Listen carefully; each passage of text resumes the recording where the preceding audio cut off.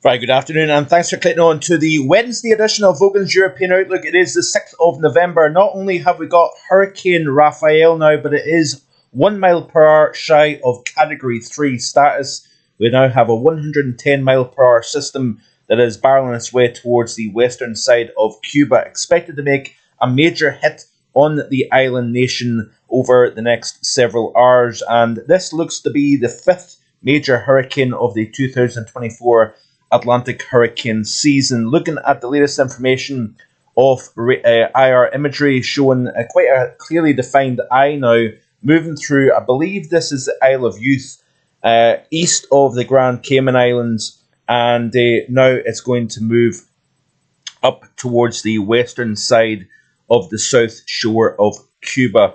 Looking at the latest of NHC, we've got a 110 mile per hour system, 960 millibars in central pressure and moving in a northwesterly direction at 14 miles per hour. Looking at the latest cone of NHC, you can see that it is expected to be a major hit in western Cuba, move into the Gulf of Mexico, and then it remains a hurricane all the way out to Friday. But then we've got a very large envelope of uncertainty as it moves through the course of the weekend. It's going to encounter drier air, increased shear, and cooler SSTs, which mean it is likely to dissipate. In my opinion, anyway, it is likely to dissipate over the western side of the Gulf of Mexico through the weekend and into early portions of next week. So that is the latest of the NHC with regards to Hurricane Rafael, soon to become a major, like I say, just shy of major status by 1 miles per hour. I also want to talk a little bit about the Fern effect today. We did see a temperature at least 17.8 Celsius recorded at Kinloss on the Murray coast of Scotland. But I want to draw your attention to the deep dive. This was recorded yesterday afternoon by our good friend Aidan McGivern of the Met Office. I recommend watching this, and I will leave a link in the description below because he goes into quite a lot of detail with regards to how the Fern effect actually works, and also talking about the broader scale pattern for the UK and Western Europe also. So do check out the deep dive. I will, like I said, leave a link in the description below today's video. So the temperatures have been on the rise today. The warmest temperatures in northern Scotland, temperatures as low as 8 Celsius at Cambridge, while we had 17 on the Murray coast here. The reasons why we've seen that high pressure shift ever so slightly east. The reason why we've got the weather systems out over the Atlantic, we've got the frontal systems that are edging towards our western shores, and that is generally a more of a southerly airflow. We're seeing temperatures in the 5,000 foot level increase during the overnight tonight, actually, even though we've seen temperatures rise to 16, 17 Celsius in northern Scotland today. The warmest air aloft is actually arriving during the overnight period tonight. We may even see 13 Celsius at 5,000 feet above our heads during the overnight period tonight. So it'll be actually interesting to watch some of those high elevation stations in terms of the temperature during the overnight period. Cairngorm or Annaghmore, for example. I'm quite curious to see the temperature during the overnight period, whether it responds to that warmer air mass moving across the top of the mountains during the overnight tonight. Then we may do it all again tomorrow.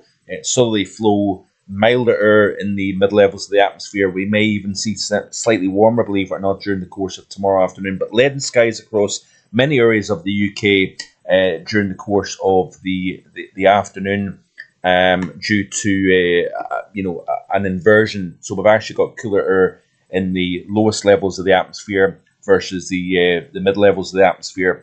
A lot of moist cloud cover that has been trapped in place for quite some time underneath that air subsidence, that sinking air beneath the high pressure system, kind of trapping all that moisture in the lowest kind of 1,000 meters of the atmosphere, and that has been creating quite the contrast actually. But further north, as Aidan explains in the video yesterday, we have sunnier skies across the far north, and with the sunshine, winds crossing over the Grampians and the Cairngorms, we're seeing the Fern effect taking place quite nicely.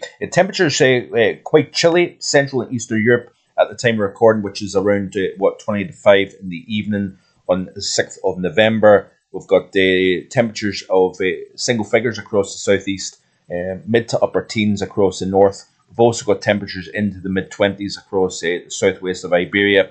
Edging into southwestern France, we've got low 20s to speak about. Only 8s and 9s across the north of France. So even across France, as well as the UK, we're seeing quite a contrast between north and south. It's not as unusual to see single figures and low teens in the north versus low 20s in the south of France. It's more unusual to an extent when you see single figures across the south of the UK, but the mid-teens across the north. But it's all due to that south flow, cloud cover versus sunshine. But notice here, as we move into the Low Countries and into Germany, Poland, into the Alpine region as well, generally east of that, we're seeing single figures, while we're seeing much milder conditions across the west of the continent here. Temperatures below freezing across Russia. No real surprise, really, given the fact that we are in November now. Looking at the UK specifically, and you can see here that we've got still milder, despite the fact that the sun is now pretty much going down. Skip back a couple of frames, and you can see here that the temperature was 18 Celsius on that Murray coast. We had the 15s and 16s across quite a widespread area of northern UK, where we've seen a couple of breaks. Elsewhere, we did see temperatures as high as 17 in the Prestwick area, and then parts of Ireland also recorded some very mild temperatures indeed. I believe the Dublin area seen temperatures into the upper teens, and that was a very warm temperature across Ireland itself, 16, 17, 18 Celsius. Northern Ireland seeing up along that northwest corner of Ulster, we're seeing temperatures into the upper teens. So I wouldn't be surprised if we see some local records falling here due to this very mild 6th of November. So where are we going with this pattern overall? Just bear with a second here, just in case I've forgotten something that is important. I want to talk about this quite in a bit more detail, because we'll look briefly at the stratosphere in just a second or so here. But I want to look at the overall pattern. We've got this upper Earth setup at the moment here. This is off the GFS ensemble. We've got this very interesting upper Earth setup where we've got a negative across the North Pacific into the north, the Gulf of Alaska, should I say. We've got these troughs digging south into the western United States at the moment here. That then in turn is boosting the ridge over eastern North America. We're seeing temperatures as high as 27 Celsius in parts of New England and upstate New York in the last day or so, which is pretty crazy stuff actually. Then we've got the deep trough digging south to the east of that building ridge. So we're digging that trough over the Atlantic, and then in turn we're boosting high over western areas of Europe. In fact, let's have a quick look and see if there probably is record-breaking temperatures to speak about. So this here is the clustering of record warmth, both sides of the Atlantic. When you've got a digging trough over the western United States, boost the ridge of high pressure over the east, dig the trough over the Atlantic, and then boost the ridge downstream over Western Europe, you essentially have subtropical warmth lifting northwards up both sides of the Atlantic based on this rather amplified pattern, this rather interesting situation that we've got going at the moment here. And this is not completely unusual. I've seen this in quite a few Octobers and Novembers when you've got this kind of amplified blocky type pattern that actually is an interesting pattern, but it's you're on the warm side of the ridge trough setup here. So this is a perfect example of how you can still get an amplified and blocky pattern, but if you're underneath that ridge or you're in that southerly airflow, you're actually seeing record warmth as opposed to anything particularly cold.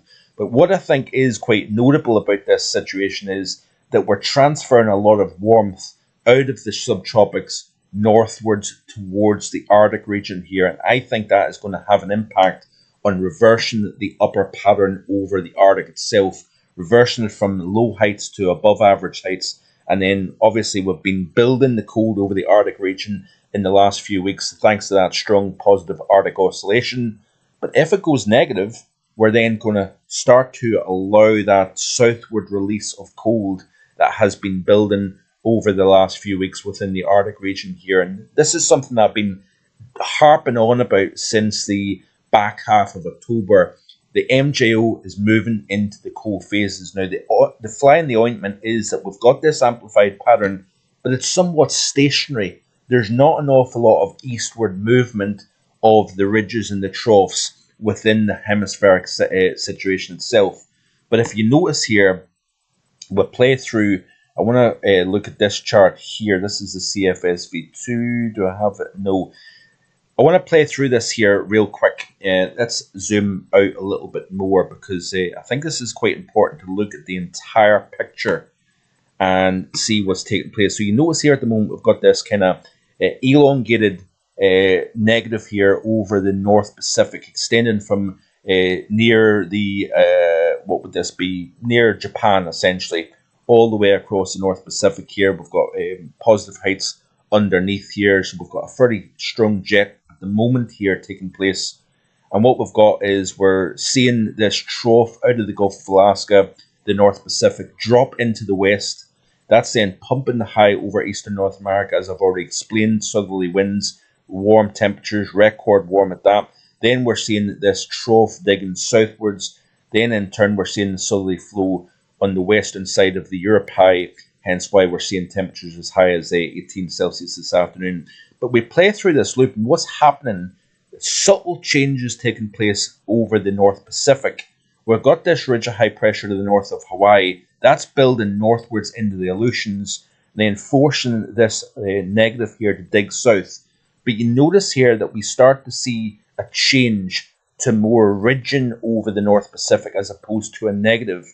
Now, we still have the negative to the west, positive to the east over North America, but notice here that that high over us, over Western Europe, is now getting pulled westwards here to replace the void as the negative here dissipates. Now, this is the period between the 13th and the 18th of November here, and then we'll continue to play through. You notice, still got the ridge of high pressure over eastern North America, but it's extended up into the Greenland area, into the North Atlantic. And as this high then replaces the negative that we've got at the moment, you pull that ridge westwards over the Atlantic, and you would start to expect to see something more negative developing over Western Europe, over the UK, perhaps just to the south over the Biscay region here. But this is a very interesting development, and this is something that I've visualized for the past few weeks that the modeling was struggling to see. And again, I have to emphasize this caveat. This may still not happen, but it makes perfect sense given the lag effect of the MJO moving into phases 7 and then into 8.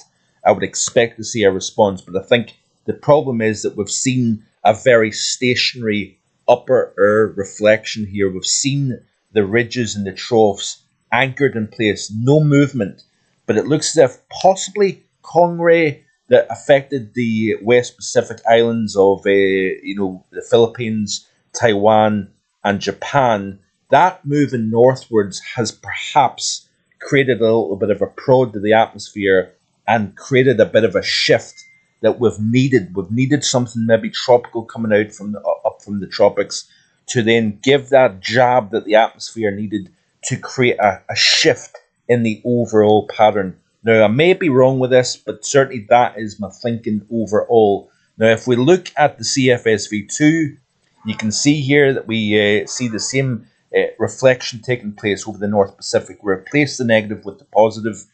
We've still got that western trough, eastern ridge. We've got a negative over Greenland, if you notice here. This is the 13th through the 20th, by the way. Still got that positive over Europe here. And what's interesting about the CFSV2 is it doesn't build the high northwards. In fact, it's the opposite. It actually shifts it back southwards. And therefore, we have more negative up towards Greenland and Iceland, more of a positive underneath here, westerly flow, Atlantic, mild, etc., etc. So it's going to be interesting to see how this pattern overall evolves. Now, one thing I want to point out, and I'll point it out in just a second, let's have a quick look at the GFS ensemble in terms of the 5-day increment temperature anomalies here. So the upcoming 5 days, let's look at Europe specifically here. Obviously, very warm Western Europe, very warm Eastern North America the next 5 days or so here. But look at Europe. So mild conditions, let's zoom in slightly so you can see better.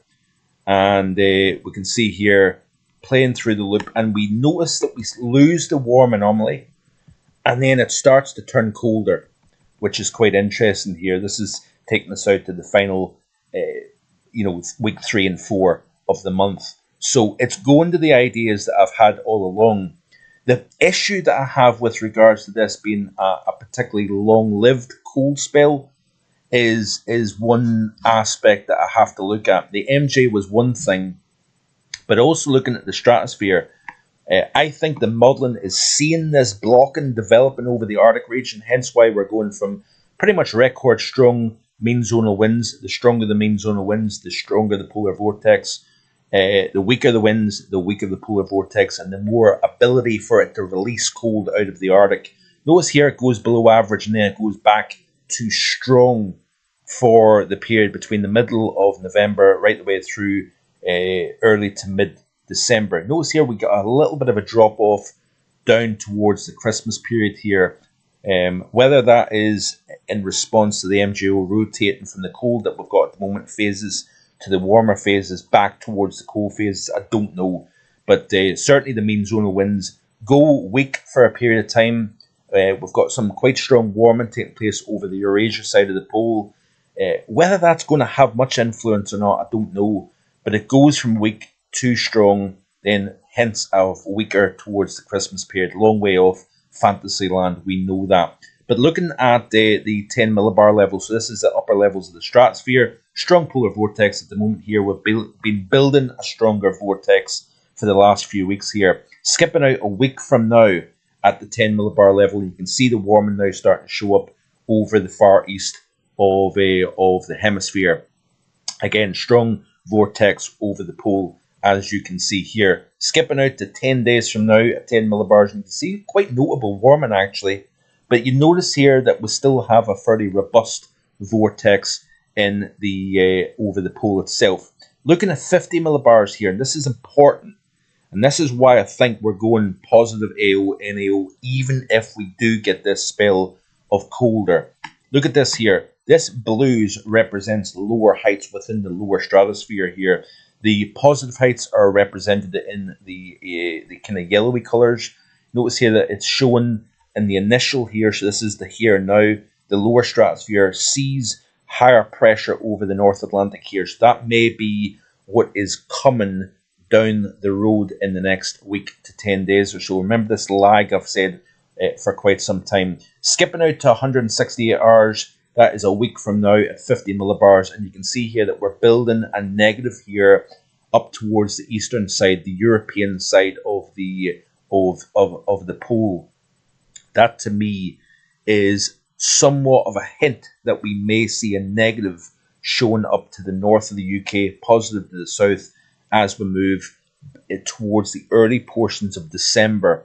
I think we do have the possibility of blocking coming up over the next couple of weeks, but after that, the MJO is expected to rotate back through phases 2 and 3, which is the Indian Ocean. That tends to promote more of a positive North Atlantic oscillation, and the hints may be already there when you look at the lower stratosphere with that negative to the north of the British Isles here. I would expect to see more of a negative height field redeveloping here. Notice here that we've got some blocking in the lower stratosphere within the North America region, negative underneath here also. Wouldn't be surprised actually with this reflection, and especially the MJO expected to move into phases 2 and 3, possibly 4 and 5 down the road. If you've got colder air digging south over eastern North America, then that increases the jet strength, and possibly we may have a period of mild but also more unsettled, even stormy, with this upper air situation showing its hand. But again, very, very long way off. with regards to that. Let's have a look at the latest for the North Atlantic Oscillation. So again, it's not going deeply negative, but it is suggesting more of a negative signal seen by the GFS ensemble. Arctic Oscillation here looks like this. Again, not really showing much of a negative with the Arctic Oscillation, which is rather interesting. Then I want to show you this here. This is where we are at the moment in terms of the upper air geopotential heights, deep negative over the North Atlantic. That then in turn is producing southerly flow up into Western Europe, hence why we've got the very mild conditions. Obviously underneath that layer of cloud cover, it's rather drab, it's rather cool even across southeastern England. In the sunshine, with the help of southerly winds, we've got those temperatures a good 10 Celsius warmer than the south further north. But this is where we are at the moment. This is where the GFS ensemble expects us to be towards the 20th, 21st of November, which is the second half of, is that next week or the week after? I get mixed up. But this is certainly interesting. It's showing blocking over the North Atlantic, extending up into Greenland. Bit of a weak negative now starting to show up over the UK and Ireland. Now, if you look at the 850s here, they're not extreme, but we go from very mild at the moment here. We've got 10, 12, 13 Celsius at 850 showing up during the course of tonight. We've got another shot at 17, 18, even warmer tomorrow. Then we've got the high re-establishing over the UK and Ireland after a couple of fronts weaken as they push eastwards. We've got some colder air digging in across Scandinavia into Central Europe. No extreme cold for November standards by any stretch. But then as we continue to play through this loop of the GFS ensemble, you can see here that we're seeing colder air digging southwards here. And like I've already said to you, by the way, that I do expect a milder pattern on the way down the road here. That is what I do envisage. In terms of fallen snow probability, now this is again off the GFS ensemble. Obviously at the moment, very little anywhere in the continent here. Play through this loop, moving towards the middle portions of the month, and in the back half of the month, we're increasing the chance of snow across the UK, particularly across the north of the UK, as we move towards the back half of November here. So this is now, and this is where we go towards the 20th, 21st of the month. We shall wait and see what happens. But certainly there is a lot going on at the moment here, and that is my cue for hit that like button and subscribe to the channel if you haven't already done so. Thanks for watching. We'll see you tomorrow with more. Bye for now.